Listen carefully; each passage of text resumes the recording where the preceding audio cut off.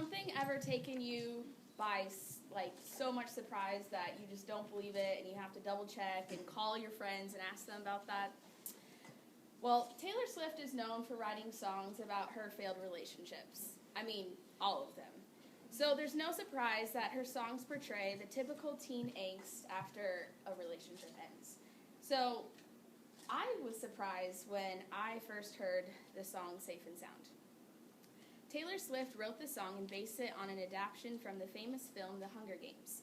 As Safe and Sound, the first single released from the soundtrack, hit airwaves, I wondered, what was all this about?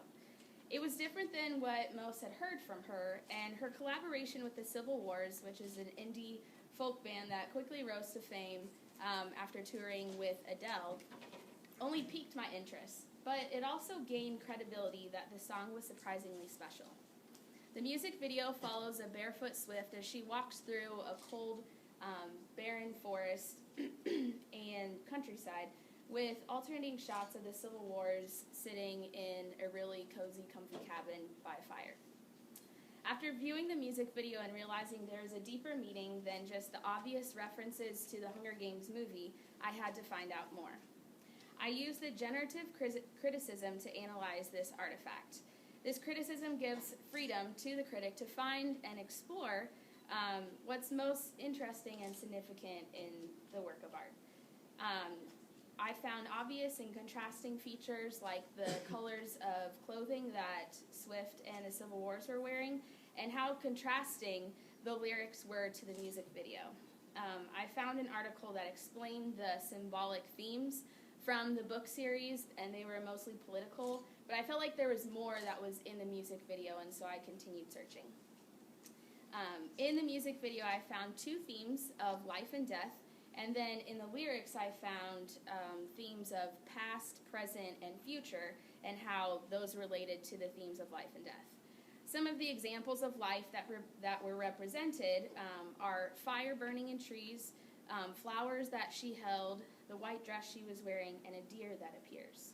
The burning fires are a representation of how powerful life can be, and in the music video, Swift walks through the trees in the forest barefoot, which represents how dangerous life can be. The flowers that she's holding during one scene, they almost seem dead, and they symbolize how fragile life can be. The contradiction that I found was the white dress that she was wearing. It usually represents life and purity and kind of being safe, yet she was putting herself in danger, walking across a bridge with nails and just barefoot. Some of the examples of death that was represented in the video were the black attire that was worn by the Civil Wars, the graves that Taylor Swift sits on in some of the scenes, an abandoned house where she finds a broken chair and a clock that is stopped, the abrupt stop in the actual song, and then after she encounters the deer, it dissipates from her view very artistically.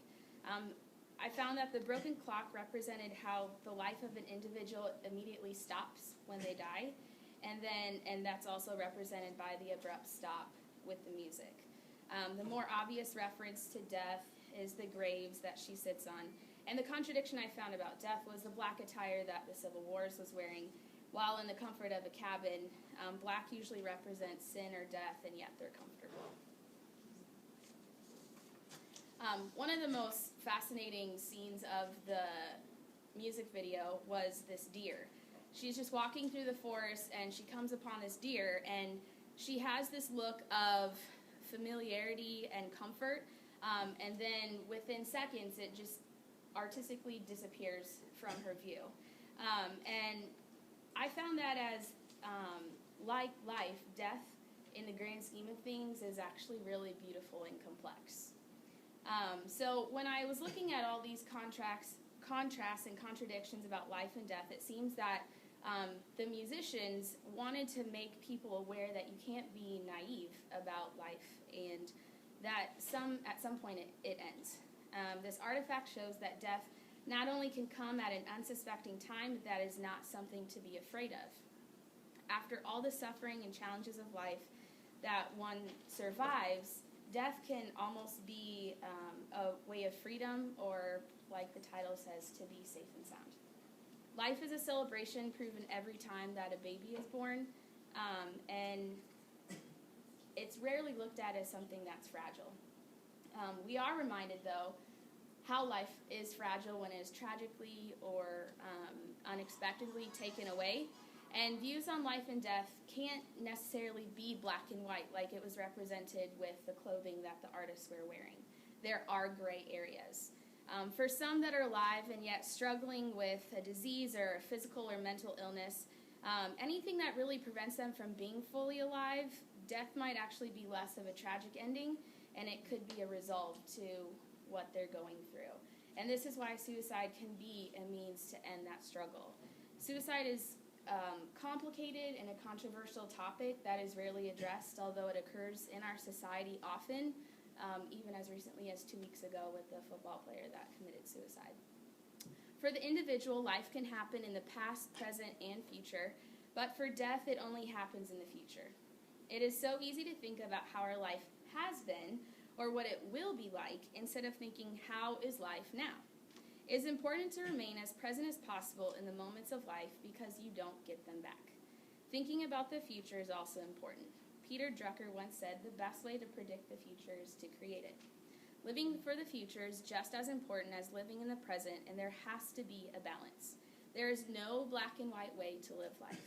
Death is inevitable, but it shouldn't be feared. Though life is fragile, it should not be feared either. Rather, it should be enjoyed to the fullest. This is where creating our future comes into play. The future is yours to live. Surprised that Taylor Swift had you thinking this deeply about life? Yeah, me too.